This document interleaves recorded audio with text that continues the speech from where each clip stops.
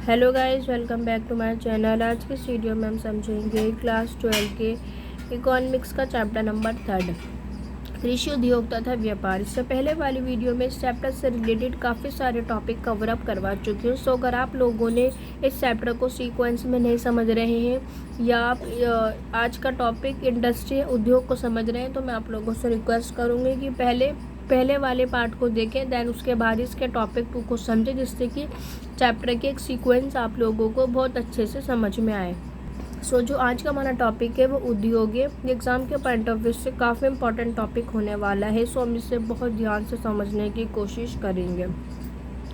Basically हम इसके अंदर ये समझेंगे कि किस तरीके से जो हमारा औद्योगिक क्षेत्र था वो जीडीपी में उसको ग्रोथमेंट के लिए काफ़ी संभव माना जाता था, और इसके अलावा जो हमारा कृषि क्षेत्र होता था, क्या उसके कंपैरिजन में औद्योगिक क्षेत्र के पास ज़्यादा रोजगार के अवसर होते थे, या किस तरीके से औपनिवेशिक शासन के दौरान हमारा जो हस्तशिल्प उद्योग था, मीन्स की जो हाथ से बनाए हुए हमारे वस्तुएं होती थी, क्या उनके कंपैरिजन में ब्रिटिश वस्तुएं ज़्यादा अच्छी होती थी, या हमारा हस्तशिल्प उद्योग का हमें पतन देखने को मिला, एक निराशाजनक विकास देखने को मिला अगर हम कंपेयर करें ब्रिटिश उद्योग से। ये छोटे छोटे टॉपिक हम आज के इस टॉपिक में कवर अप करने वाले हैं। सकल घरेलू उत्पाद मीन्स कि अगर हम जीडीपी की बात करें, उसके अंदर हमें कंटिन्यू ग्रोथमेंट के लिए ये ज़रूरी था कि हम अपना ध्यान औद्योगिक क्षेत्र मीन्स कि इंडस्ट्रियल सेक्टर के अंदर फोकस करें, क्योंकि जो इंडस्ट्रियल सेक्टर होता था वो हमें रोज़गार के अवसर प्रदान कराता था। अगर हम उसे कंपेयर करें कृषि क्षेत्र के रोज़गार से, कृषि क्षेत्र के रोज़गार में औद्योगिक जो था वो हमें रोज़गार के अवसर ज़्यादा प्रदान करता था। कहीं ना कहीं यहाँ पर औद्योगिक सेक्टर का ज़्यादा महत्व देखने को मिला, क्योंकि ये जीडीपी में ग्रोथमेंट के लिए भी काफ़ी संभव माना जाता था। इसकी संभावना बहुत अधिक होती थी कि औद्योगिक सेक्टर भी ढंग से काम करे, जिससे जीडीपी हमारा बढ़े। और क्योंकि कृषि क्षेत्र में अगर हम कंपेयर करें उद्योग को, तो उद्योग में रोज़गार के अवसर ज़्यादा प्रदान होते थे। अगर हम अब यहाँ पे औपनिवेशिक शासन की बात करें, जब ब्रिटिश ने हम पर रूल किया था, तो यहाँ पर बड़े पैमाने के उद्योग, अब बड़े पैमाने के उद्योग कौन कौन से हैं वो ये बातें आप लोगों को याद रखनी है। बड़े पैमाने के जो उद्योग थे वो थे बच्चों कपास, पटसन और वस्त्रों तक सीमित। अगर हम कपास, पटसन और वस्त्रों को छोड़ दें, इसके अलावा जो जितनी भी वस्तुएं थी, जो हाथ से बनी हुई वस्तुएं थी भारतीय, जिसे हम हस्तकला उद्योग भी कहते थे, उन पतन को पीछे छोड़ा था। मीन्स की पटसन, वस्त्र और कपास को छोड़ करके जितनी भी हमारी भारतीय हाथ से बनी हुई वस्तुएं होती थी, उन सबका एक निराशाजनक विकास देखने को मिला। मीन्स कि यहाँ का हस्तशिल्प उद्योग बिल्कुल पिछड़ गया था, बिल्कुल निराशाजनक था। और जबकि एक देश का औद्योगिक क्षेत्र जो होता है वो पिछड़ा हुआ नहीं होना चाहिए, क्योंकि यही एक ऐसा क्षेत्र होता है जो हमारे जीडीपी में ज़्यादा से ज़्यादा योगदान करता है, या इसमें हमारे जीडीपी के ग्रोथमेंट की ज़्यादा संभावनाएं होती हैं, और यही हमें रोज़गार के ज़्यादा अवसर प्रदान करता है। उस समय जो हमारा हस्तशिल्प उद्योग था वो पूरी तरीके से पिछड़ चुका था, उसका पतन हो चुका था। बच्चों, अगर हम आयोजकों की बात करें, तो आयोजकों ने पंचवर्षीय योजना में ये फील करा कि हम औद्योगिक विकास के माध्यम से ही, मीन्स कि उन्होंने इंडस्ट्रियल सेक्टर को काफ़ी प्राथमिकता दी, काफ़ी प्रायोरिटी दी। और इसके अलावा बच्चों, अगर हम आयोजकों की बात करें, तो उनका मानना ये था कि हमें अपने इंडस्ट्रियल डेवलप के लिए, मीन्स कि औद्योगिक विकास के लिए ये बात ज़रूरी है कि हमारा आधारिक संरचना काफ़ी स्ट्रॉन्ग हो। आधारिक संरचना 2 टाइप के होते हैं बच्चों, पहला सामाजिक आधारिक संरचना, दूसरा आर्थिक आधारिक संरचना। तो इन दोनों में जो इन दोनों का जो बीच का एक पॉइंट है वो काफ़ी स्ट्रॉन्ग होना चाहिए। मीन्स कि हमारा सामाजिक भी स्ट्रॉन्ग होना चाहिए, जिसके अंदर स्वच्छता, शिक्षा, भोजन, आवास निर्मित है, और इसके अलावा हमारा आर्थिक आधारिक संरचना, जिसमें पुल, मेट्रो, रेलवे ये सब आते हैं, वो भी काफ़ी स्ट्रॉन्ग होना चाहिए। ऐसा आयोजकों ने फील किया, ताकि हम अपने उद्योग को और विकसित कर सकें और डेवलप कर सकें। कहीं ना कहीं बच्चों, आयोजकों का मानना था कि इसके लिए हमें काफ़ी मात्रा में बड़े पैमाने पर हमें इन्वेस्टमेंट की आवश्यकता थी। आई होप आप लोग ये पॉइंट बहुत अच्छे से याद रखेंगे कि हमें आधारिक संरचना आधार की आवश्यकता थी, और इसके अलावा हमें अपने इंडस्ट्रियल सेक्टर को विकसित करने के लिए यहाँ पर बहुत बड़ी मात्रा में इन्वेस्टमेंट की आवश्यकता थी। और बच्चों, ये जो इन्वेस्टमेंट था, निवेश था, वो केवल तभी संभव हो सकता था जब सार्वजनिक क्षेत्र मीन्स कि हमारा पब्लिक सेक्टर या सरकारी क्षेत्र इसमें अपने डायरेक्टली भागीदारी दे, इसके अंदर अपना डोनेशन करे, चैरिटी दे, आर्थिक सहायता प्रदान करे। सो ये तभी पॉसिबल हो सकता था अगर हम आयोजकों के पॉइंट ऑफ व्यू से देखें। सो आई होप आप लोगों को ये समझ में आया होगा आज का टॉपिक उद्योग इंडस्ट्री। सो बच्चों, अब हम इससे नीचे वाला टॉपिक समझते हैं कि भारतीय औद्योगिक विकास में सार्वजनिक एवं निजी क्षेत्र। सो बच्चों, बेसिकली हम इस टॉपिक के अंदर समझेंगे कि किस तरीके से हमारे इंडस्ट्रियल डेवलप के लिए हमें सार्वजनिक कारकों की भी आवश्यकता है, मीन्स कि हमें पब्लिक सेक्टर के कारकों की आवश्यकता है और हमें निजी क्षेत्र के कारकों की भी आवश्यकता है कि किस तरीके से बच्चों पब्लिक सेक्टर को अपना योगदान देना चाहिए एवं किस तरीके से अगर हम पब्लिक सेक्टर निजी क्षेत्र की बात करें तो उसे किस तरीके से अपना योगदान देना चाहिए हमारे इंडस्ट्रियल डेवलप के अंदर, औद्योगिक विकास के अंदर। सो बच्चों, कहीं ना कहीं जो हमारे आयोजक थे उन्होंने ये बात फील करी, अगर हमें अपना उद्योग के विकास की, अगर हमें अपना इंडस्ट्रियल सेक्टर का विकास करना है, मीन्स कि उसमें ग्रोथमेंट लानी है, तो हम उसे निजी उद्यमों पर, मीन्स कि सिर्फ उसे हम केवल प्राइवेट सेक्टर के ऊपर नहीं छोड़ सकते। क्यों नहीं छोड़ सकते बच्चों? उसका एक रीज़न ये होता है क्योंकि जो निजी या जो प्राइवेट सेक्टर होता है, क्योंकि वो अपने लाभ के लिए काम करता है। सो अगर भारतीय औद्योगिक या इंडियन इंडस्ट्रियल ने अपना औद्योगिक विकास प्राइवेट सेक्टर पे छोड़ दिया तो कहीं ना कहीं प्राइवेट सेक्टर सिर्फ अपने फ़ायदे के लिए काम करेगी, ना कि समाज के लिए, ना कि उन लोगों के लिए जो देश में काफ़ी गरीब हैं। सो इस तरीके से यहाँ पर आयोजकों ने ये बात फील की कि हम अपने औद्योगिक इंडस्ट्रियल को एक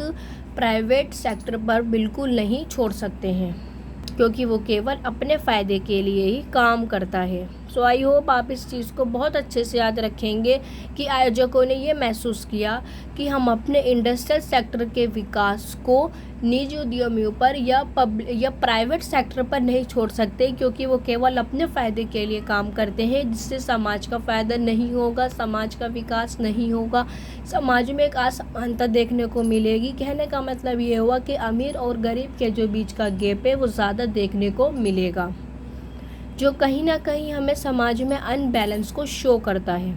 सो बच्चों, जैसे कि हमने समझा कि हम उसको प्राइवेट सेक्टर पर नहीं छोड़ सकते, तो कहीं ना कहीं इसके अंदर पब्लिक सेक्टर होना चाहिए। तो अब हम इसके अंदर पब्लिक सेक्टर के भागीदारी को समझेंगे कि किस तरीके से यहाँ पर राज्य की भागीदारी को, मीन्स कि सरकार की डायरेक्ट भागीदारी को क्षेत्र के अंदर ज़रूरी क्यों समझा गया या इसको आवश्यक समझा गया। तो बच्चों, इसका फर्स्ट पॉइंट है कि हमें इसे सरकार की भागीदारी के लिए इसे आवश्यक समझा गया पूंजी का अभाव, जिसे हम लैक ऑफ कैपिटल भी कहते हैं। सो बच्चों, यहाँ पर ये बात महसूस की गई हमारे इंडस्ट्रियल सेक्टर के अंदर, सरकार ने ये फील करा कि यहाँ पूंजी का अभाव है, मीन्स कि हम अपने औद्योगिक विकास के इंडस्ट्रियल डेवलप की बात करें तो यहाँ इन्वेस्टमेंट को, एक निवेश को एक बड़ा धक्का लगा, क्योंकि बच्चों हमें अपना इंडस्ट्रियल सेक्टर को डेवलप करने के लिए बहुत बड़ी मात्रा में हमें पूंजीगत व्यय की आवश्यकता थी, मीन्स कि हमें निवेश की बहुत बड़े पैमाने पर आवश्यकता थी। सो बच्चों, अगर हम स्वतंत्रता प्राप्ति के समय की बात करें, मीन्स कि 1947 की बात करें, सो हमारे भारत में केवल 2 बिजनेसमैन या 2 औद्योगिक सेक्टर थे जो स्थापित हो चुके थे। बच्चों, वो है पहला टाटा और दूसरा है बिरला। सो बच्चों, केवल टाटा और बिरला ही ऐसे औद्योगिक घराने थे जो स्थापित हो चुके थे, मीन्स कि 2 बड़े बड़े इंडस्ट्रियल सेक्टर थे जो पूरी तरीके से स्थापित थे, वो केवल 2 थे। वो बच्चों कौन कौन से थे? 2, पहला था टाटा और दूसरा था बिरला का। सो बच्चों, अगर हम देश के औद्योगिक विकास की बात करें, मीन्स कि इंडस्ट्रियल डेवलप की बात करें, तो पूंजी की आवश्यकता इन औद्योगिक घरानों की क्षमता से कहीं ज़्यादा थी। मीन्स कि हमें अपने देश में डेवलप करने के लिए इस औद्योगिक घरानों को हमें बहुत अधिक मात्रा में निवेश की, मनी की आवश्यकता थी। सो आई होप आप लोगों को इसका फर्स्ट पॉइंट बहुत अच्छे से समझ में आया होगा। अब हम इसका सेकंड पॉइंट समझते हैं, निवेश के लिए निम्न प्रेरणा। सो बच्चों, अगर हम प्राइवेट सेक्टर की बात करें तो यहाँ पर राज्य ने ये फील करा कि यहाँ पे जो इन्वेस्टमेंट है वो काफ़ी उसका अभाव पाया गया कि जो प्राइवेट सेक्टर है वो उसमें निवेश बहुत कम करता है। और बच्चों ऐसा इसलिए था क्योंकि यहाँ पर बाज़ार का सीमित आकार था। मीन्स कि यहाँ जो इंडस्ट्रियल सेक्टर थे वो काफ़ी कम थे। बाज़ार एक सिकुड़ा हुआ बाज़ार कहीं ना कहीं देखने को मिलता था। और बच्चों, बाज़ार के सीमित होने का कारण ये था कि लोगों का जो डिमांड थी या मांग की स्तर थी वो कम थी, क्योंकि यहाँ पर बाज़ार का जो आकार था वो कम था। उस बाज़ार के आकार के कम होने के कारण लोगों की डिमांड कम थी, और लोगों की डिमांड के कम होने के कारण आय भी कम थी। और हम ये सब एक बार इस थ्रू पिक्चर की समझते हैं कि एक दुष्चक्र इस प्रकार कार्यरत था। सो बच्चों, कहने का मतलब ये हुआ, अगर हमारी इनकम कम है, अब इनकम अगर हमारी कम होगी तो जाहिर है अब हम लोग डिमांड भी कम करेंगे, हमारी मांगें भी कम हो जाएंगी। अगर हम लोग मांग कम करेंगे, अगर हम मार्केट में जा कर के डिमांड ही नहीं करेंगे, मांग ही नहीं करेंगे, तो कहीं ना कहीं बाज़ार का सीमित आकार देखने को मिलेगा। सो कहीं ना कहीं अगर हमें डिमांड की वजह से बाज़ार का सिकुड़ा हुआ रूप देखने को मिलेगा तो इन्वेस्टमेंट भी हमें कम देखने को मिलेगा। और जब हमें इन्वेस्टमेंट या निवेश कम देखने को मिलेगा तो इसका मतलब ये हुआ कि मार्केट में निम्न निवेश देखने को मिल रहा है या कम इन्वेस्टमेंट देखने को मिल रहा है। और फिर वही अगर कम इन्वेस्टमेंट होगी तो लोगों की आय भी कम होगी, और फिर वही ये दोबारा चक्रीय रिपीट होता जाएगा कि निम्न आय, फिर निम्न आय के बाद फिर दोबारा मांग कम होती है। सो आई होप आप लोगों को ये बहुत अच्छे से समझ में आया होगा। सो बच्चों, लेकिन अब हम इस दुष्चक्र को एक तरीके से रोक सकते थे, और वो एक तरीका ये था कि हम अगर सार्वजनिक निवेश मीन्स कि सरकार डायरेक्टली तरीके से इसमें अपनी भागीदारी लेती है तो हम इस निवेश के जो काफ़ी कम था उस दुष्चक्र को हम तोड़ सकते थे। मीन्स कि अब हमारा जब इसके अंदर सरकार इन्वॉल्व होगी तो वो अपना निवेश भी करेगी, चैरिटी भी देगी, डोनेशन भी देगी, आर्थिक सहायता भी प्रदान करेगी।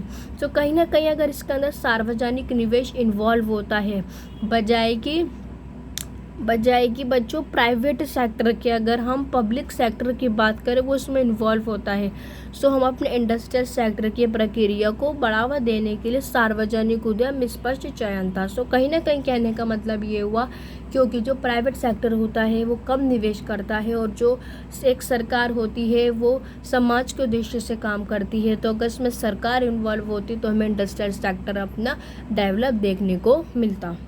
सो अगर हम चयन की बात करें कि हमें सार्वजनिक को लेना है या हमें प्राइवेट को लेना है, सो कहीं ना कहीं हम यहाँ पे सार्वजनिक को चुनेंगे, क्योंकि सार्वजनिक जो था, जो राज्य था, उसकी सीधी सीधी भागीदारी यहाँ पर हुआ करती थी हमारे इंडस्ट्रियल सेक्टर में। सो अगर हमें चयन करने को बोला जाए तो हम सार्वजनिक का चयन करेंगे। सो आई होप आप लोगों के समझ में आया हो।